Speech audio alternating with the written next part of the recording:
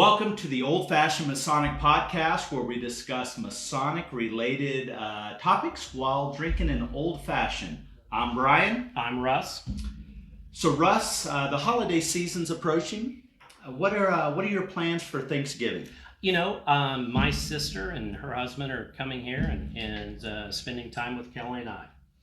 So, who's Kelly? Kelly is my lady friend. Lady friends. So guys that are married for a long time, we call them our wives. A lady friend, we'll just go with that. So I've met Kelly. It's the new one. Kelly is awesome. So she's a real treat. We've had an opportunity to meet her, and she blends in. Not that you need our affirmation for sure, but Kelly's pretty good. So Russ, tell our listeners, our group, who we have on today. All right, looking forward to this. Love to hear from this past master. Today we have with us Worshipful Mike Ward. So I will tell you, there's a little bit of hesitation in our conversation. So as we're filming today, we've done a Scotch tasting event over at Russ's place. So we're focused. We're 10 scotches in. That's not true. We're focused, but I think Mike will be a real 6? treat. We'll go with that. Testers. So Mike and I have known each other since we joined Masonry. There's a lot of interesting things that'll come up. A lot of inside jokes, most of which we won't be able to talk about. So To focus on the title of our podcast, an Old Fashioned Masonic Podcast. Let's go grab a Get cocktail. an old fashioned. All right, so we're back. I'd like to welcome Mike to the podcast. So, Welcome, Mike. Yeah. So, Mike, part of this podcast is we'd like to get to know more of the man and not just the Mason. So, who's Mike Ward? Mike Ward, oh my gosh, husband, 27 years, Congratulations. manager, as well as comic book geek for many, many years. Nerd alert, yeah. But kind of got away from that part of it. Now I just like small collectibles at this point. All right. Okay, so let's talk about the collectibles. What do you collect? Now would be miniature statues. Of Comic book characters, still comic book theme, but not the comic books. So are they dolls? Or they are actually statues. They're statues, Yeah. So they don't have like movable joints or anything. These like are that. things I play with now. Fair. Fair enough. So, Mike, would you walk us through your Masonic journey from start to finish, sort of where you started, where you're at, and what's going on today in your Masonic journey? Including becoming a Mason, or You what? Sure. You Okay. tell us what you want us to know. So growing up, I can remember seeing my father's ring. He would never talk about it, would never mention anything to me about it, just, you'll know someday. And then stepdad asked me a couple of times if I'd been interested, and I really wasn't at the time, but I had some coworkers that kept talking to me, and finally I went to a luncheon. The shrine would do luncheons at Scotch and Sirloin once in a while, and I went to it, and it's like, okay, this is kind of intriguing, so I decided to join. So got in, and at that point, I was one of those that if I'm going to join something, I'm going to join and jump in with both feet. So I did that, got in, met Brian. We went through our second and third degree together, went through the Scottish Rite together, went through the Shrine together. We've gone through the chairs together at Pike. I followed him as coming up the line until he was master in 2016. Became a member of the Divan in 2015. Stayed on in 2016, 17, 18, and 19 as Ceremonial Director. Let's see, I think that's 4 years, 16, 17, 18, 19. Yes, 4 years. And then since then, just a lot of different units and clubs in the Shrine, leading those. So Now, a lot of stuff going on. If you're trying to keep track, you can't write that all down. But Are you doing something? Are you an assistant or are you a class director? Talk to me about the Scottish Rite. Did you have something recently come up with the Scottish Rite, and what are you doing there? We did have the Scottish Rite reunion, which is for the new guys coming into the Scottish Rite. I am the class director. My badge still says assistant class director, but I am the official class director now. Through the years, it was one of those things that one of my mentors and great brothers and great friends brought me into and talked me into helping with, and I've kind of stuck with it ever since. Perfect.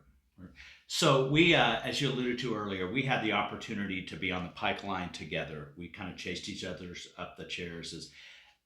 We have a pretty similar thought process, but as much as we're similar, talk to maybe the group of how we manage lodge differently, like our managerial styles. Brian was very, I don't want to say I wasn't organized, but Brian was very set in stone. This is the way it's going to be. This is what we're going to do. Me, I had so much going on at the time that I wasn't quite as concise, but I had ideas of what I wanted to do moving forward. We had different programs. I wasn't afraid to make the tough decision as far as canceling something if it needed to be canceled and start something new and try something new. I was very charitable, organized, in what I wanted to do with our lodge. I just thought it was something that was always missing from the Blue Lodge, at least our Blue Lodge at the time. So I went a charitable route. Fair. Very good. So Mike, who put you on the line at Pike? Let's see. Mike Wilson, past master, put me on as the Tyler at the time, and then moved up very quick from there. So I want to kind of go back. So our styles were definitely different, chasing through. So Mike kind of alluded to some charitable things. As masters of lodges, you all try to hang on to something that it's kind of the thing that kind of sets you apart from everything else. So if I were to define what Mike did that set him apart from the other masters, from the charitable side, we're all, faith, hope, and charity is one of our mantras of Masonry. But Mike, as far as since I've been a Mason of Pike, Mike put the philanthropy out in the public and especially local more than anyone else did. We all had kind of a different focus. Russ is probably known for making a tough decision to move us from one location to another as a lodge. And maybe, my thing would have been was the energy and the fun and kind of the different thing where Mike said, now I've got this part, I'm in a building that we can pay the bills. Now I've got some energy. Now let's take it to the next step. So which I thought was really cool. So since we came off the line, what master since us has impressed you? Maybe he was better than you thought, or maybe exceeded expectations. So since we came off, forget the ones before us, because there's been some great ones. Yeah. It's hard to, they all have their strengths and weaknesses. Looking back, I have to say John Gracie was the one that I knew would do well, but really impressed me. His knowledge and just his vocabulary, his wordsmithing, everything he can do is just a step above everybody you ever know. And his intelligence, granted, we give John a lot of crap because here's a guy that knows a lot about stuff that nobody cares about. Right. He is one of those guys you'll never want to play against in Trivial Pursuit. Right. But John really impressed me because he does have that way of really conveying a message that nobody would have thought of. He's just a very intelligent guy and just came forward with a lot of knowledge in the position and a lot of knowledge in Masonry when he was master. That's fair. So before we get to the next question, as far as part of the good Old Fashioned Masonic Podcast, we all have an Old Fashioned in front of us. Now, because we have a group of folks here today, we didn't make these, and there was a lot of confusion amongst the members as they were putting this together. So bear with us as we are taking sips of these cocktails. I don't know if I have a level of concern. I trust my brothers. I would, but it's fascinating that in today's society, when everybody has a phone in their hand, Fair. that all of a sudden they can't actually figure out how to make an old fashioned. Fair. So we're not quite sure what we have here. That is true, and I will tell you that the young brothers that put this together, they're younger than us. Yes, They don't have even fours in their maybe there's a 4 in their age. There might be a 4, but there's at least 3s or a new 4 in there. So we're slightly concerned. But cheers, so cheers. Bear with us as we go through this before we go to the next question for the Good Old Fashioned Masonic Podcast. Well, it's better than I expected. For me, I like a sweeter drink. That's pretty good. That's a good old fashioned. This is really sweet. So do you need to switch? Do you need a nipple? No. Okay. No, I'm good. But what I need you to do Yes. is stay back on track. Stay here. focused. But So- I want to inject something. A past master that has impressed me just recently is one of our youngest masters, Chris Collins. The youngest. Yeah. Just in the simple fact how he brought some new programs in, just some lively things. I think it's a continuation of what Mike did, was bringing the our charities to the public. Chris is probably he did something with a program that I think he donated $25,000, and to my knowledge, we've never done that before. But I think that's Mike. Mike perpetuated that, but he was a young up and comer, and I don't know who put him on the line, but that guy was genius. Yeah. Well, and we've definitely got some programs in place through Grand Lodge that have really helped perpetuate the ability for the lodges to really get out in front of the charitable side and donate where we can. Yeah. So, Mike, if you were to be master again, what would you do differently? Oh, I definitely focus more on our lodge than I did because I had so much going on at the time. I would have definitely focused more on the lodge, the meetings, keeping things more organized, because I think I was a little scatterbrained in my year. I could definitely have done a lot more to organize each of the meetings and maybe even work towards raising more money for different things that I wanted to see done that year too. Fair. So Mike and I had the opportunity to have the same mentor, past potentate, past master, a right worshipful, Roger Snellen. And one thing that he told us right when we joined was, and we didn't listen, was learn to say no. Yep. And we were dum-dums. We tried to come in and take over the world. It's, you want to be a leader here? Yes. You want to be a leader here? Yes. Do you want to do this? Yes. Yes. And all of a sudden, as much as we think that we're efficient at being multitaskers, you become inefficient at some things. Mike was doing dual jobs at the Blue Lodge and the Shrine with the van work. I was doing it as master and as membership, and there's just some inefficiencies. Yeah. And we got great advice that we failed to essentially follow. We failed to take, yes. So kind of going back to the Shrine. So you've been active in the Shrine and the Blue Lodge. So which body of Masonry between the two, Shrine and Blue Lodge, which do you think it's easier to get people just to work? If you needed a project done now, where's it easier to get? What body? And why? I'd say it's easier at the Shrine just because there's such a larger pool of people to pull from. There's a lot of different backgrounds that you can draw from. Your lodges they're a little bit, I don't want to say they're not cohesive. They're cohesive, but you don't have that pool of people to pull from as much. You see the same 20, 30 people at lodge. You go to the Shrine, you may see the same 50, 60 people there.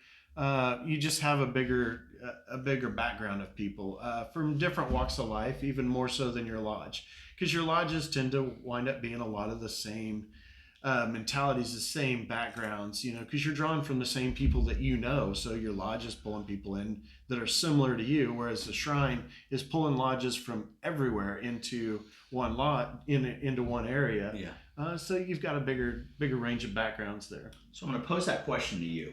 I may have a different opinion. So Shrine, Blue Lodge, if you needed a project done now, where do you think you get your guys to come out and work more for you?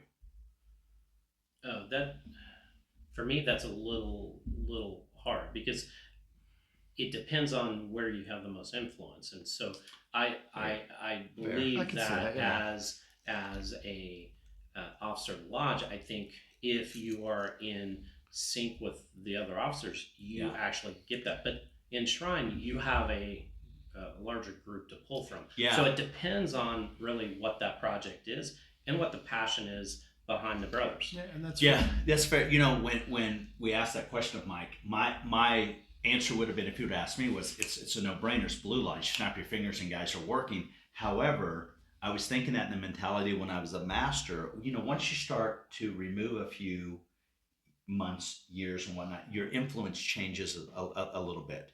You know, the guys that saw you that may have been raised as a master mason when you were the master, the influence has changed because frankly they're just not there as much. Good, bad, or indifferent, but that's fair. But you know, Mike played the numbers game.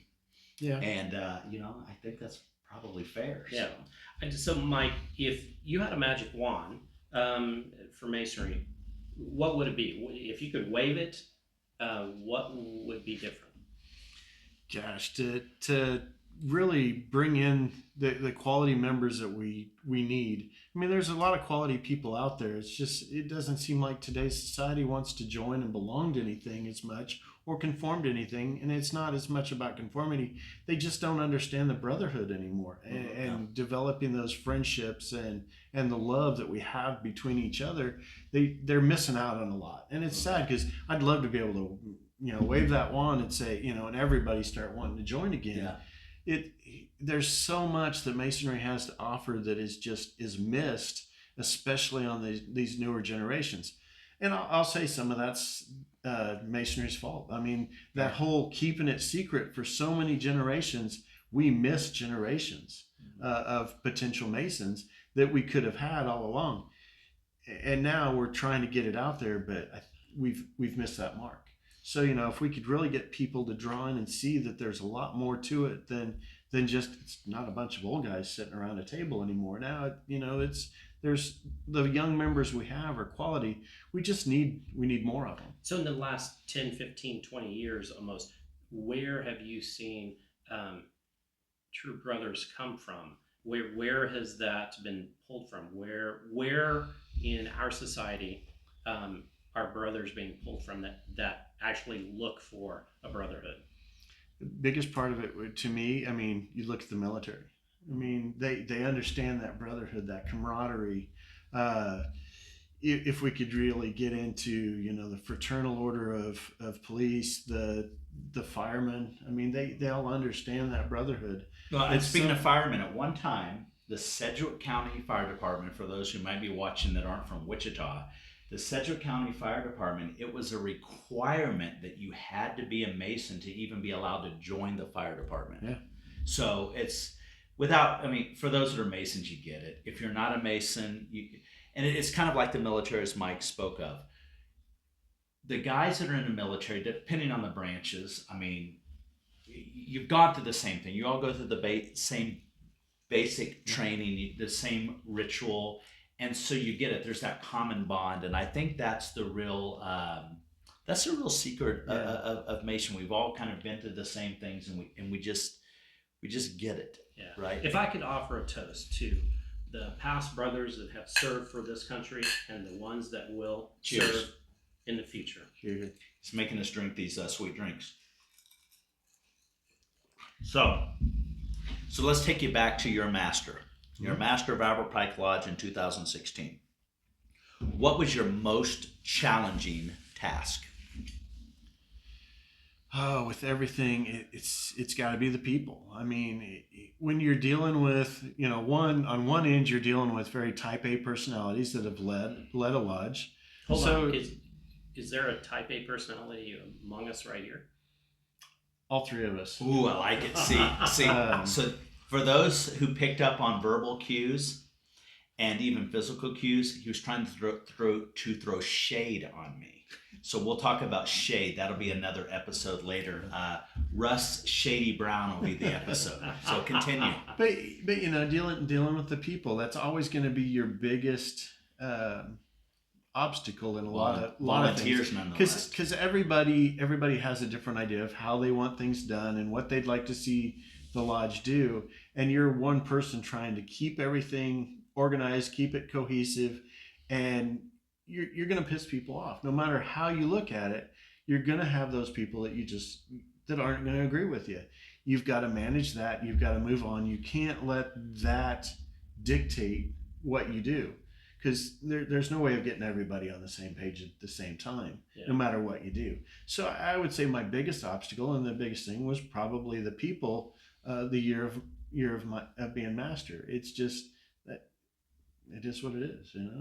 You deal with it, you move on, you don't let it get to you. You please and do as much as you can for the mass than you can the few. Right. Fair. So, of the past masters of Aberpike, which one inspired you the most and why? Ooh, that's a good question.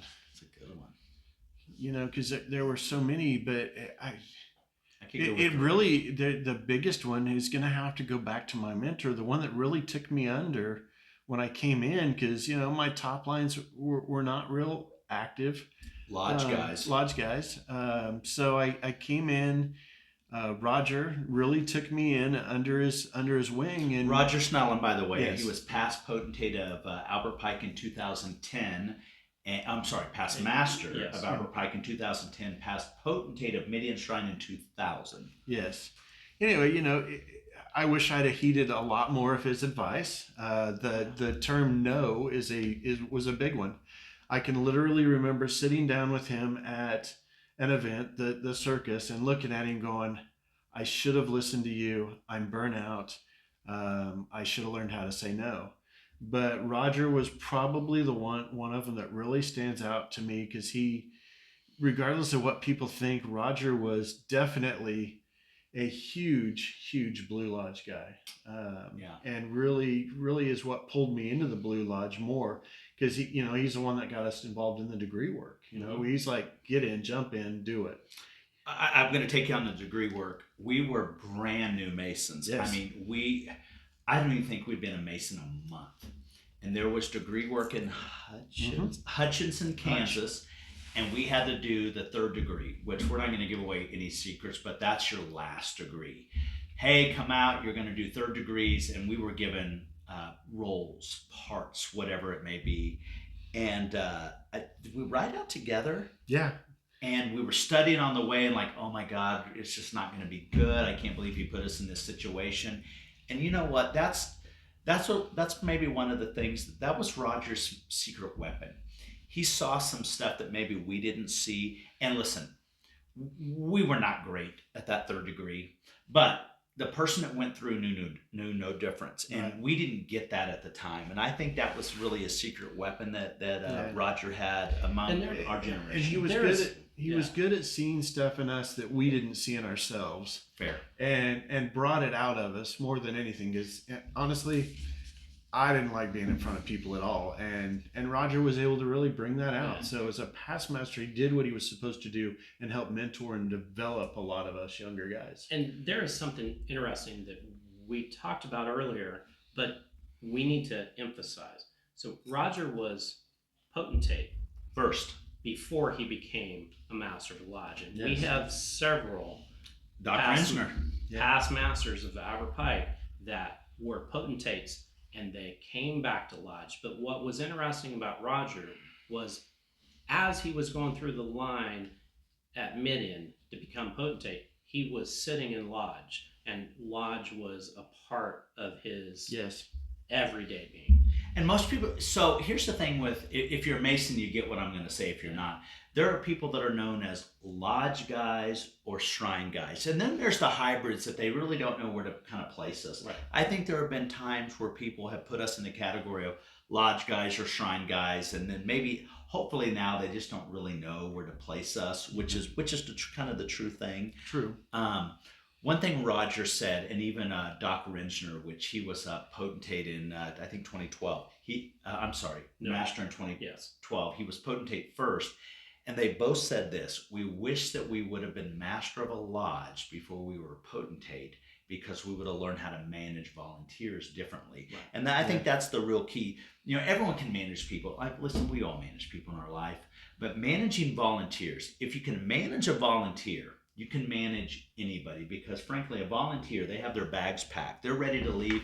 The first thing you say wrong, they're packed up and they're out because they didn't really want to be there anymore. They always have 1 foot in and 1 foot out. Oh, always. So Now, boys, my dad always said that a preacher that can't say anything within 20 minutes isn't really worth his salt. And earlier he said 12 minutes, so we've got a few more. I know he's trying to speed this up. We've blended this out, but we're at about 23 minutes. We've got 2 more questions. So fantastic. The first thing, so you've got an older brother. Yes. That's not in the fraternity. Right. Do you anticipate that ever happening? So we know Steve, great guy. Steve, if you're watching, come to us. Come to us. He has shown a lot of interest. He understands the brotherhood. He was in a fraternity when he was in college, so he does get it. His schedule and the way his life is right now, probably not, because he commutes about 5 hours back and forth. He's here for a week, there for a week. So it's what tough does he do? for him. He is a veterinarian at the emergency vet hospital here in Wichita. Okay. So it's a little tough for him right now, the back and forth, but he does show a lot of interest. And again, he does understand the brotherhood because of his fraternal background. Yeah, Steve's a great guy. So the last thing, if you kind of look up here, so one has to go. We'd like to do this every episode. You bet. We're gonna put 4 items up for everyone to see. One has to go, and we're in the holiday season. So Mike, you've got a nice big plate of turkey, moist turkey. You've got a big pumpkin pie. You've got a big casserole pan of stuffing, and you've got some beautifully sliced ham. If one has to go forever, what is it and why? It's the pumpkin pie. And why? Because there's too much pumpkin junk out there already. That and you know, when you're diabetic, you know, the sugar and the pumpkin pie don't really go hand in hand. It's interesting. That and I've never been a big pumpkin pie fan. Along with the sugar and the old fashioned. Fair. Yeah. So Russ, of those 4, which has to go? Turkey. The turkey, Yeah. really? It just is bland. It just isn't. So I like them all. Yeah. But I'm gonna have to agree with Mike. So I don't like sweets. I don't like ice cream. I like old fashioned. Yeah, but you don't like dairy. Yeah. So there's a lot of reasons for that that we can't discuss about. So There are pumpkin no- pie has got to go for Okay. me, but I can do the rest. So that's all we have today. So if there's a topic that you'd like to have discussed, please let us know in the comments. If you're watching us on Facebook, YouTube, LinkedIn, let us know. We will start to put these together. But thank you for watching the Good Old Fashioned Masonic Podcast. Thanks, guys.